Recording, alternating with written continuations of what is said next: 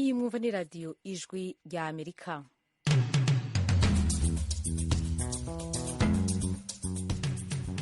Ijwi rya Amerika risamiranira i Washington DC mu Kirundi no mu Kinyarwanda. Mwiriwe neza nshuti mwese duteramanye, muri kumwe na Oriane Itangishaka. Mu Burundi twumvikanira ku mirongo migufi ya shortwave kuri metero 19 no kuri 22. Mu Rwanda naho turi kuri FM 104 n'ibice bitatu y'Ijwi rya Amerika. Ikaze mu makuru yacu yo kuri ino saha. Mu Burundi umugambwe CNDD-FDD wahimbaje kuri uno wa gatatu umunsi mukuru w'intwari. Ibirori vyatanguriye muri komine Mpanda, intara ya Bubanza.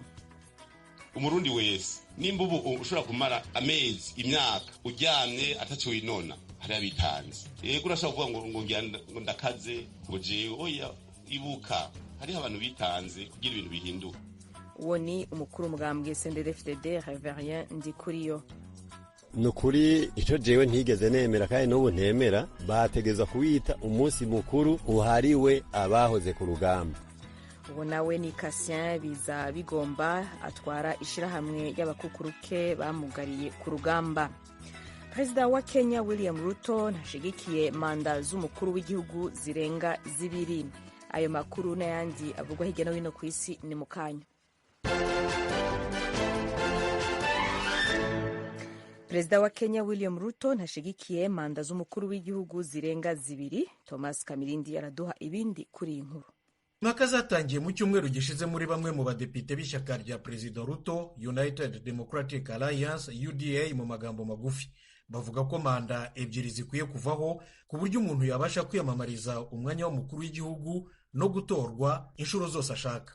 Abatavuga rumwe n'ubutegetsi babyamaganiye kure cyane. Naho umuyobozi wa UDA Johnson Mutama yemeza ko nta mugambi wo guhindura itegeko nshinga uriho. Uyu munsi rero kugira ngo impaka zirangire, UDA yakoranyije abadepite bayo. William Ruto abasaba kwirinda kuvugurura gutyo itegeko nshinga. Yababwiye ko bakwiye ahubwo kwita ku mategeko ateza imbere imibereho y'abaturage no guhagarika gusunika imigambi y'amategeko ashyira imbere inyungu zo kwikunda, birimo gukuraho manda ebyiri. Itegeko nshinga rya Kenya rivuga ko umukuru w'igihugu adashobora kurenza manda ebyiri y'imyaka 5 imwe. Ahandi naho Donald Trump yahoze ari perezida wa Leta zunze ubumwe za Amerika yarayatangaje ko azokwiyamamariza kandi amatora y'umukuru w'igihugu mu mwaka wa 2024. Idonido na Thomas Kamirindi. Abavoka ba Trump babanje kujyana impapuro ze za ngombwa muri komisiyo y'igihugu y'amatora. Nyuma yaho mu ijoro ryakeye muri disikuru yamaze nk'isaha iwe mu rugo rwe, yatangarije abanyamakuru ku mugaragaro ko ari kandida. Hari n'umuryango we n'abayoboke be amagana. Trump yaravuze ati Amerika iragarutse. Kugira ngo Amerika yongere ibe igihanganje, ntangaje muri iri joro ko ndi kandida ku mwanya w'umukuru w'igihugu. Trump abaye uwa mbere na mbere utanze kandidatire ye ku mugaragaro. Abikoze kare cyane ku buryo budasanzwe.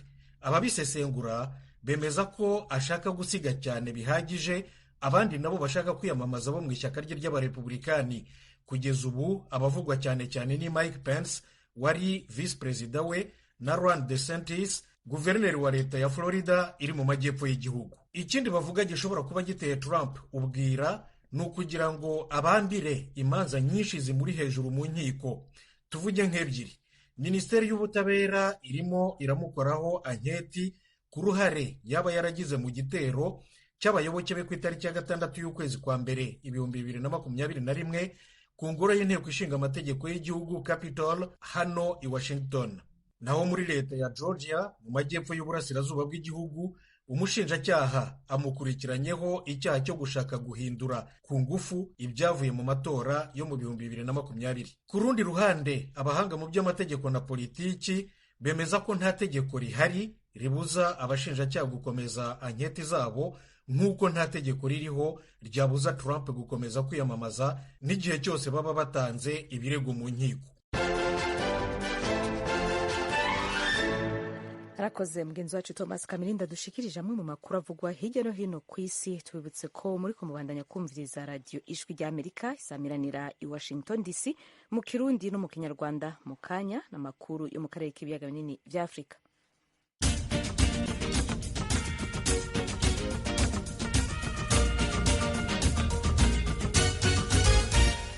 Makuru yo mu karere tuyahere mu Burundi. Umugambwe CNDD-FDD wahimbaje kuri uno wa gatatu umunsi mukuru w'intwari.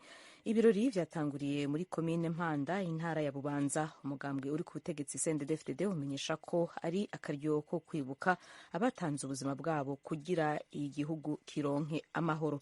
Desire Hatungimana dufitiye inkuru y'imvaho. Iyo ndwi yahariwe intwari ihimbazwa ku civugo kigira giti bahumure.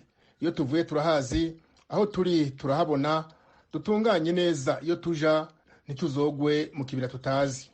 Ibirori vyo gutanguza iyo ndwi vyuguruwe n'inkuka y'imisa yabereye igifurwe muri komine Mpanda, intara ya Bubanza.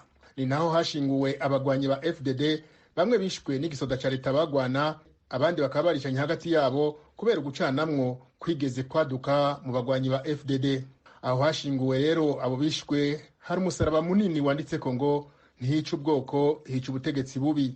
Reverend Ndikuriyo, umunyamabanga mukuru wa CNDD-FDD, nawe nyene yari umugwanyi ico gihe, aratanga isiguro y'ayo majambo.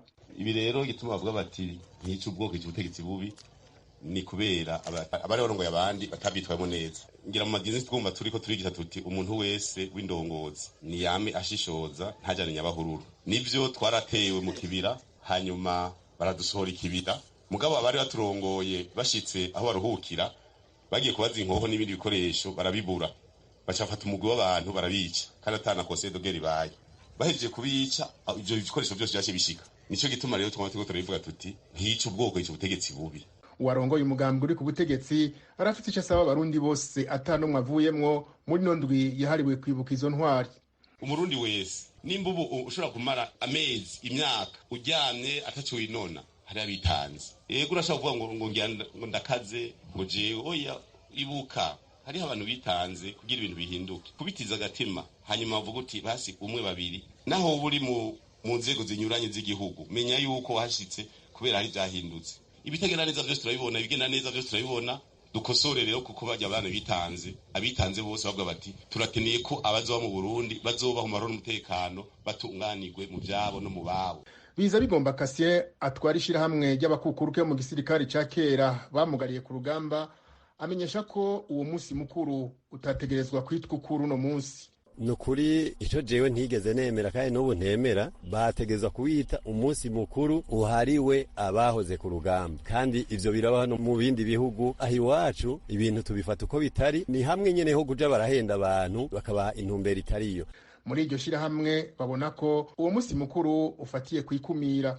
Biza bigomba akamenyesha ko uwo mugambwe utwara igihugu no munsi wari ukwiye kumenya ko ukigwana abo bagwana bari bahagarariye inyungu z'igihugu barongoye uno munsi. Nk'abaserukira abandi nta na rimwe turigera twumva bagira bati turatumiye abahoze ku rugamba bahoze mu gisirikare ca kera. Nta n'umunsi wa rimwe turigera twumva iryo jambo rivugwa, nta butumire bwavyo turabona. Kandi n'ubwo buyobozi bwacu bukuru bujejwe abahoze ku rugamba, nta n'umunsi n'umwe turigera twumva batubwira ikintu kuri ico, noneho tubona bivuga neza. Ni integuro y'umugambwe rero ntitwohava twiyumvira yuko bohava bavuga kuri twese. Indwi yahariwe intwari yatanguye guhimbaza mu mwaka wa 2005. Umugambwe CNDD-FDD wahoze ugwana na leta y'u Burundi ushitse ku butegetsi hari nyuma y'imyaka 2 uhagaritse intambara.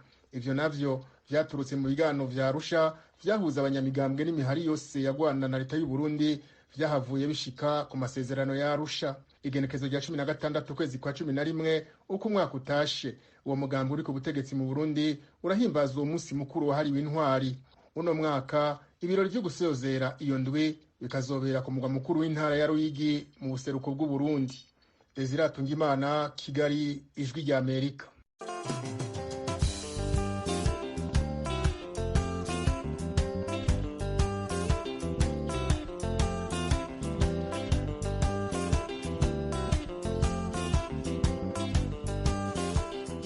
Turagushimiye Desire. Urubanza ubushikiriza amanza bw'urwego rw'abagiyeho kurangiza imanza zasizwe na za sentare mpuzamakungu mpanavyaha uregwamwo umugwizatunga Kabuga Felicien ivyaha vya jenoside rwabanda kuri uyu wa gatatu. Mu iburanisha rya none umutangabuhamya yabwiye urukiko ko Kabuga ubwe yari afise umutwe wihariye w'interahamwe. Temistokle Mutijima yakurikiranye uru rubanza aratugezaho ibindi kuri iyi nkuru. Mu gusubukura iburanisha rya none, umutangabuhamya Kabu 066 w'ubushinjacyaha wari watanze ubuhamya bw'ejo kuwa gatatu niwe wahereweho.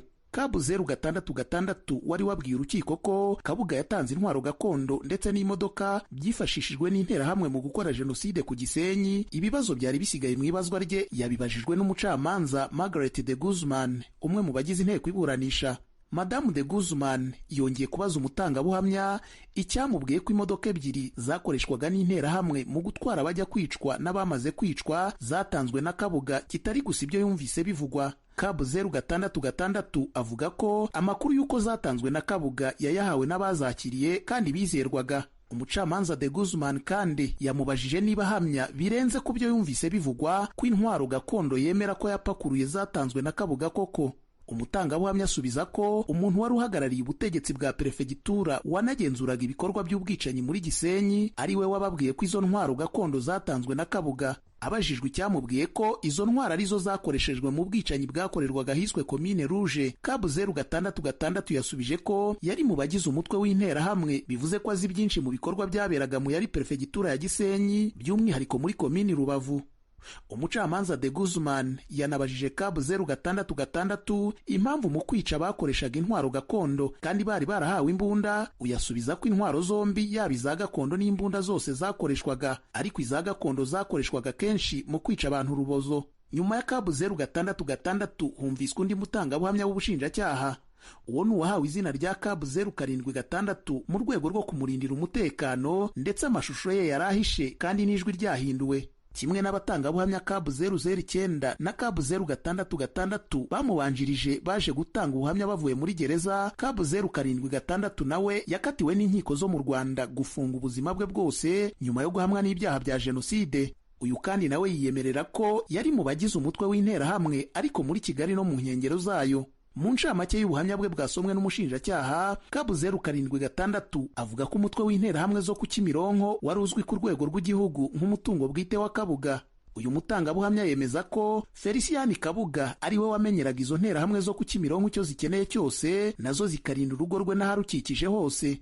Umutangabuhamya akavuga ko jenoside igitangira yabonanye ubwe n'uwari umukuru w'interahamwe zo ku Kimironko witwaga Haje Abakiga, kandi akibonera interahamwe ku rugo rwa Kabuga. Umutangabuhamya Kabu 076 kandi avuga ko we n'abandi bari bahuriye mu mutwe w'interahamwe muri Kigali mu mpera z'ukwezi kwa gatanu k'1994 bahawe amasasu yo kubafasha kurwanya Abatutsi, kandi yabwiwe ko ayo masasu yatanzwe na Kabuga. Yavuze ko yiboneye ikamyo ipakiye amasasu kuri bariyeri yari hafi y'ikiraro cya Nyabarongo, iyo yanditseho impine KF y'amazina ya Kabuga Felicien.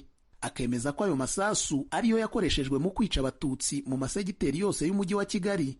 Ibibazo by'ubwunganizi bwa Kabuga ku mutangabuhamya Kabu 076 byibanza hanini ku kumenya uwo yari we ndetse n'uko yaje gufungwa. Uyu mutangabuhamya yasubije ko yafunzwe mu 1997 nyuma yo gutahuka avuye mu cyari Zaire. Kabu 076 yavuze ko nyuma y'aho inkambi y'impunzi ya Tingitingi isenyewe n'ingabo zari za FPR Inkotanyi aribwo yafashe urugendo rwo kugaruka mu Rwanda. Nyuma akaza gufatirwa mu cyahoze ari Komini Musasa muri Kigali ngari, arahafungirwa aho yavanwa ajyanwa muri gereza ya Gikondo.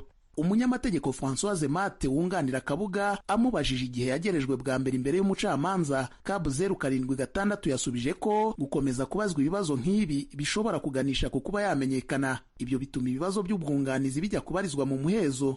Nyuma y'uyu muhezo, umutangabuhamya Kabu 076 yabwiye urukiko ko inyubako yo ku Muhima Kabuga yari yaratije interahamwe yajyaga inatangirwamo amasomo yo gukoresha imbunda. Iburanisha rya none ryasubitswe ibibazo byabazwaga Kabu 076 bitarangiye.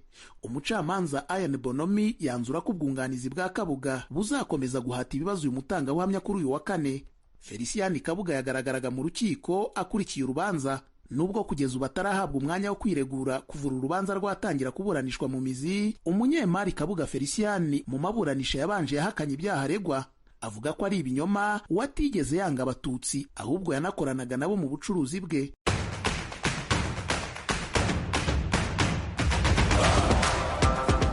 Igikombe cy'isi cy'umupira w'amaguru muri Katari. irushanwa rihiga yandi yose mu mikino yose uko yakabaye riraje. radiyo ijwi rya Amerika igutumiye kwifatanya n'abandi kunogerwa n'umukino uhatse iyindi muri Afurika. radiyo yanyu izabakurikiranira iki gikombe cy'umupira w'amaguru mu buryo busesuye, tubakorera ubusesenguzi bwa mbere y'imikino na nyuma yayo, tuganiriza abakinnyi bazigaragaza nk'ibihangange, tuvuga ku batoza no ku makipe azatungurana, tutibagiwe no gusangira ijambo n'abafana bazaba bari hirya no hino muri Afurika ndetse no mu mujyi wa Doha muri Katari. Mu gihe cyose iri rushanwa ry'igikombe cy'isi rizamara, radiyo yanyu mudatenguha nayo izaba ihari ku bwanyu. Ntimuzacikwe n'ayo mahirwe y'imboneka rimwe yo kwishimana n'abanyamakuru ba radiyo ijwi rya Amerika. Twese hamwe tunogerwe n'uburyohe bwa ruhago. Ubu naho n'umwanya w'ikiganiro bungabunga ubuzima mwateguriwe kandi mushikirizwa na Eugenie Mukankusi. Nisuzuma abagore benshi batinya. Kanseri y'ibere ni indwara irangwa no kwiyongera k'uturemangingo tw'ibere mu buryo budafite rutangira. Iyi kanseri akenshi ntibishobora kugaragara mu maza ya mbere. Ishami rya ONU ryita ku buzima OMS rivuga ko kanseri y'ibere akenshi igaragarira mu bibyimba cyangwa se mu gukomera kw'imbere mu ibere ariko bitababaza.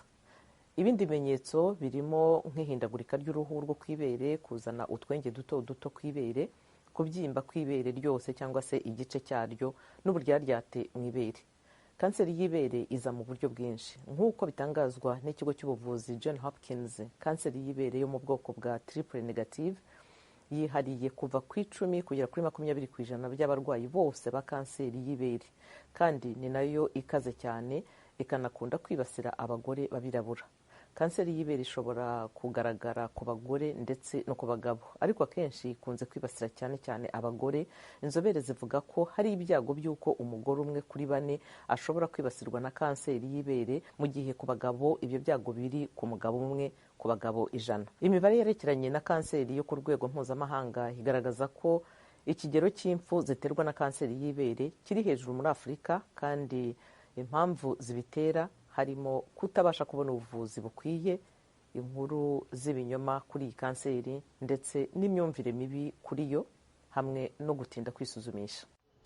Kanseri y'ibere niyo kanseri yibasira benshi mu bagore ku isi. Imibare itangazwa n'ikigega mpuzamahanga gikora ubushakashatsi kuri kanseri igaragaza ko mu mwaka wa 2020 hatahuwe abarwayi bashya ba kanseri y'ibere miliyoni 2.3 mu bagore. Inzobere zivuga ko nibura 80% by'abantu barakoka kanseri y'ibere muri Amerika ya ruguru. Mu bihugu bikennye umubare w'abayirokoka uri munsi ya 50%, kandi abagore babirabura nibo kenshi baba bari mu byago byo kuyirwara. Dufite indwara nyinshi zifatiye ku ibura ry'uturemangingo tw'imisemburo yo mu buryo butatu. Abirabura b'Abanyamerika nabo barazifite. Abashakashatsi batahuye isano mu miterere y'umubiri iri hagati y'abantu bafite igisekuru cyo muri Afurika na kanseri y'ibere ifatiye ku ibura ry'uturemangingo tw'imisemburo y'ubwoko butatu.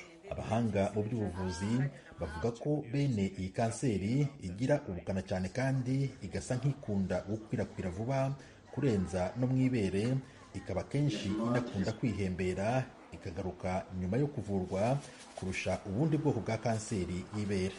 If you look at every study across the world, there are very few of them who are Africans. Iyo witegereje buri bushakashatsi hirya no hino ku isi, ubw'Abanyafurika ni buke cyane. Icyo bisobanuye ni uko uza mu baturage b'Afurika ukabigaho, kandi ingaruka z'ubwo bushakashatsi zikaba zireba Abanyafurika n'Abanyamerika babirabura. Ubwo bushakashatsi butariho ntiwaba ufite ibihagije byo kwiga kuri kanseri y'ibere mu Banyafurika. Bwinshi bwakorewe ku bazungu, si ku baturage b'Abanyafurika. Inzobere mu buvuzi zivuga ko ubukure, umubyibuho ukabije, kudakora no kunywa ibisindisha cyane bishobora kongera ibyago byo kurwara kanseri y'ibere, kandi kwisuzumisha kare no guhita utangira ubuvuzi byongera amahirwe yo kuyirokoka. Gusuzumwa ugasanganwa kanseri y'ibere bishobora gutera ubwoba. Ni ibintu Herewa Ubawo yanyuzemo mu mwaka 2019. Ubu yakize kanseri ndetse yafashe umwanzuro wo gusangiza abandi ibyo yanyuzemo. Icyo gihe byari ibihe bingoye njye ubwanjye n'umuryango wanjye. ndibuka ko nari mbyutse ndi mu kazi kanjye ka buri munsi, ibintu byaho bisanzwe. Hanyuma muganga wanjye arampamagara, aturabizi madamu Herewa, ukeneye kuza ugafata ibisubizo byawe.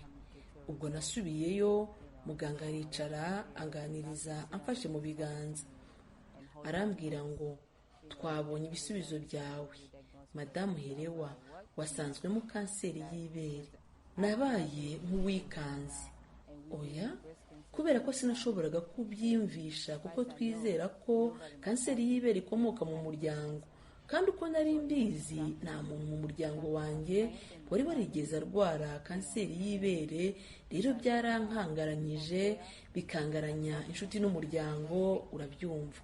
Ariko nshimira Imana, kuva icyo gihe nariganirije kandi ngira kwizera cyane. Nabwiye Imana nti ndabizi ko ibi nshobora kubitsinda. Twakomeza, ntangira kugira aho ngera, urumva. Nahise njya kureba muganga wanjye wa kanseri, yarambwiye ngo yego madamu Herewa, nagufasha iki? Ngiye kongera kugusuzuma inshuro imwe, ndebe neza urwego ugezeho na buri kimwe kuri kanseri yawe y'ibere. Twaragiye dufata ibipimo, basanze ndi ku rwego rwa 3. Byasaga naho bimeze neza, bati mbere na mbere tugiye kugutangiza ubuvuzi buhagarika ubwiyongere bw'uturemangingo twa kanseri. Namaze amezi 2 njyayo 2 mu cyumweru, hanyuma nza kubagwa. Maze kubagwa bantereramo insimburangingo, kandi ndabyibuka hari mu kwezi kwa 2 kwa 2020 COVID-19 ihita itangira. Nyuma y'ubuvuzi buhagarika ukwiyongera k'uturemangingo twa kanseri, namaze amezi 4 ntarataha mu rugo. Nari mfite ubwoba n'impungenge, kuko ntari nzi niba bitagiye kongera kuba bibi kurushaho. Bwa nyuma njya kwivuza, ndibuka ko hari mu kwa 11 kwa 2020 banyujije mu cyuma, hanyuma ndabagwa. Nyuma y'ibyo nitaye ku kurya neza, ni ingenzi cyane. Ubutumwa bwanjye bwa nyuma ku bantu banjye ni ukwikunda ubwawe ndetse ukiyitaho. Kandi rero kanseri y'ibere ishobora kugera kuri buri wese. Buri muntu yayirwara, yaba muto cyangwa akuze. Wanayirwara ubugira kabiri. Musenge kandi mushyire hamwe, mufashanye, mukomezanye. Mariam Mokhtar Ali ni umuyobozi wa porogaramu ushinzwe ubuvuzi, politiki n'ubushakashatsi mu muryango Medicaid Cancer Foundation. Aratubwira byinshi kuri kanseri. So the causes of breast cancer are not established scientifically. However, we have risk factors for specific to each kind of cancer. Rero impamvu zishobora gutera kanseri y'ibere ntizirasobanuka mu rwego rwa gihanga, ariko tuzi ibintu bishobora kongera ibyago kuri buri bwoko bwa kanseri. Urugero, kuri kanseri y'ibere, ibishobora kongera ibyago byo kuyirwara dufitemo ikigero cy'ubukure. Uko ugenda ukura ni nako ugenda ugira ibyago nk'umugore byo kuba wakwibasirwa na kanseri y'ibere, kenshi ikunze kwibasira abari hagati y'imyaka 40 na 50. Ariko akenshi benshi mu bagore bakunda kwisuzumisha barengeje imyaka 50. Abagore bagomba kumenya kwisuzumisha bihoraho, gukoresha ibizamini byo gucishwa mu cyuma, ndetse no kwigenzura wowe ubwawe uko amabere yawe ameze ni ikintu cy'ingenzi. Abagabo nabo barwara kanseri y'ibere, nubwo ubushakashatsi bugaragaza ko ari gake cyane iyi kanseri yibasira abagabo. Ibyago byo kuyirwara ku bagabo biri ku mugabo umwe mu bagabo 100, ariko ibyago byo kurwara iyi kanseri ku bagabo biriyongera, mu gihe mu mateka hari umuntu wigeze kurwara kanseri y'ibere mu muryango. Tuyifiteho ubumenyi buke cyane, dufite uburyo buke cyane bwo kugera ku buvuzi buboneye, dufite urwego rw'ubuvuzi rufite intege nkeya cyane. Rero indwara kumenyekana ni kimwe, kumenya aho ushakira ubuvuzi kikaba ikindi, yewe no kuba wabasha kubyishyura kikaba ikindi, kuko ubuvuzi burahenze cyane iyo bigeze kuri kanseri, by'umwihariko kanseri y'ibere kimwe na kanseri y'inkondo y'umura. Bityo rero uburyo bwo kuvura kanseri igihe yagaragaye burimo ubuvuzi uturemangingo twa kanseri kwiyongera, cyangwa ibizwi nka radiotherapy no kubagwa. Abagore benshi bamaze kumenya ko barwaye kanseri ntibabasha kwishyurira ikiguzi cy'ubuvuzi, nubwo dufite ibigo biyivura, tukagira ibitaro bitanga izi serivisi. Rero si ukubasha kugera ku buvuzi gusa, ahubwo ni no kubona ubushobozi bwo kwishyura. niyo mpamvu dukeneye ko hashyirwaho ingamba zo gufasha mu buvuzi bwa kanseri. uruganda rwo mu Buhinde Serum Institute of India rurateganya gukora doze ziri hagati y'ibihumbi 20 na 30 z'urukingo rw'igerageza rwa virusi ya Ebola zigomba gukoreshwa mu igerageza ryo gukingira iki cyorezo muri Uganda nk'uko abarukoze babivuga. Bavuga ko uru rukingo ruzoherezwa mu igeragezwa rikorewe kwa muganga muri Uganda igihe abategetsi bazaba bamaze kubitangira uburenganzira. Leta ya Uganda yashyizeho amasaha y'umukwabu, ifunga ahantu ho gusengera n'ahabera ibikorwa by'imyidagaduro, ndetse ihagaruka ingendo zinjira n'izisohoka mu turere tubiri twibasiwe na Ebola mu gihe cy'iminsi 21. Ingamba zashyizweho mu turere twa Mubende na Kasanda rwagati muri Uganda zigamije gucubya ikwirakwira ry'indwara iva aho icyorezo cyatangiriye. Abategetsi bavuga ko abantu bagera muri 19 bamaze gupfa kuva aho iki gihugu cyo mu burasirazuba bwa Afurika gitangarije ko iki cyorezo cy'indwara irangwa n'umuriro mwinshi no kuvirirana cyagaragaye ku itariki ya 20 y'ukwezi kwa 9. Ghana iri mu rugendo rwo kurwanya kanseri y'ibere. Raporo ziva muri Ghana zigaragaza ko hafi 70% by'abagore batajya kwa muganga hakiri kare ngo bisuzumishe banivuze kanseri y'ibere, bacibwa amabere cyangwa se bagapfa bazize iyi ndwara. Mu kugerageza guhindura ibi, guverinoma ya Ghana ku bufatanye n'abategetsi ba Maroc bakoze urugendo rugamije ubukangurambaga kuri iyi kanseri. Urugendo rukorwa buri mwaka mu kwezi kwa 10 rukabera mu bice bitandukanye bya Ghana. Abantu babarirwa mu bihumbi uyu mwaka bateraniye muri Tepa ho mu karere ka Afo and North mu bukangurambaga ku ndwara ya kanseri y'ibere. Ni ku nshuro ya 10 iki gikorwa gitegurwa n'umuryango Breast Care International kiba ku nsanganyamatsiko igira iti kanseri y'ibere ntizaruhuka, none se kubera iki twe twacogora.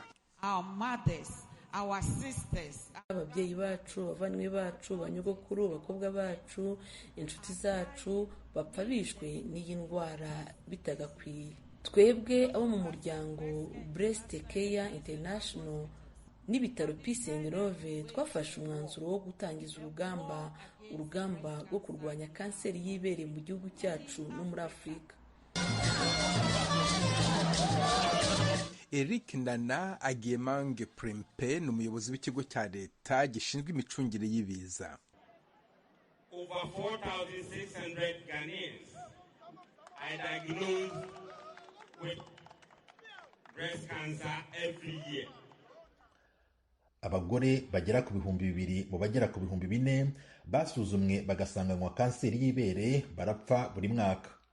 Ibi birerekana ko kanseri y'ibere ari icyorezo mu gihugu cyacu. Inzobere mu buvuzi zivuga ko gutinda kwisuzumisha kanseri y'ibere muri Ghana by'umwihariko ari imwe mu mpamvu umubare wabo ihitana wiyongera.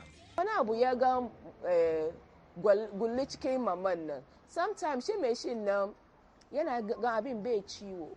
Iyo umugore abonye ikibyimba mu ibere rye ariko icyo kibyimba kikaba kitamutera ububabare, yibwira ko nta mpamvu yo kujya kwa muganga. Iki nicyo kibazo gikomeye.